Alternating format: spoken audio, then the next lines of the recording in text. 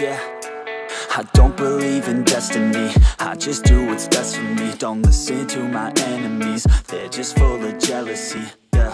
Un jour, Ludovic a ramené son petit drone blanc à l'école, qu'il utilisait pour s'entraîner et m'a laissé l'essayer. C'est la première fois que j'ai piloté un drone FPV, et honnêtement, je n'ai même pas réussi à le faire avancer correctement. Je l'ai crashé 2 ou 3 fois avant d'arrêter le carnage.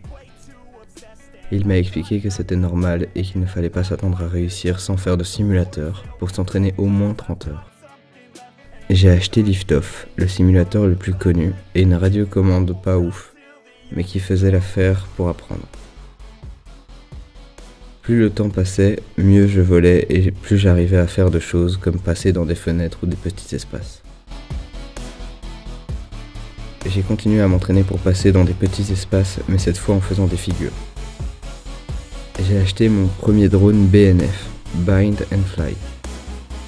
Après avoir passé plus de 40 heures sur le simulateur, j'ai également acheté tout l'équipement nécessaire comme radiocommande, un masque, des batteries et des pièces de rechange pour réparer le drone.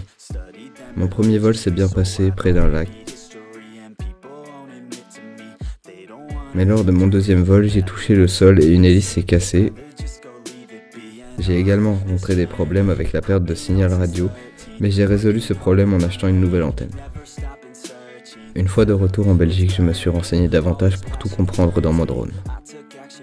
J'ai été volé plusieurs fois avec Ludovic, et je voyais l'évolution quotidienne, même si je crachais encore de temps en temps le drone. J'ai acheté un nouveau récepteur radio et un nouvel émetteur compatible avec ma radiocommande. Résultat, je me suis cassé la tête 3 semaines dessus à regarder toutes les vidéos sur YouTube, que ce soit en français, en anglais ou même en espagnol, pour au final ne rien trouver qui règle mon problème, et finalement abandonner ce drone, avant d'avoir plus d'argent pour changer d'autres composants. J'ai acheté un drone FPV de DJI avec des batteries et des accessoires sur une plateforme de vente en ligne, à un prix très avantageux. J'étais très heureux de pouvoir voler à nouveau avec ce drone, qui était parfait, sans modification, et j'ai ensuite partagé cette expérience avec Ludovic. Nous sommes partis en vacances ensemble à Avoriaz, une station de ski idéale pour faire des vols de drone dans les montagnes et capturer des vues incroyables. Les premiers vols ont été un peu difficiles à cause du vent, mais les conditions se sont améliorées par la suite.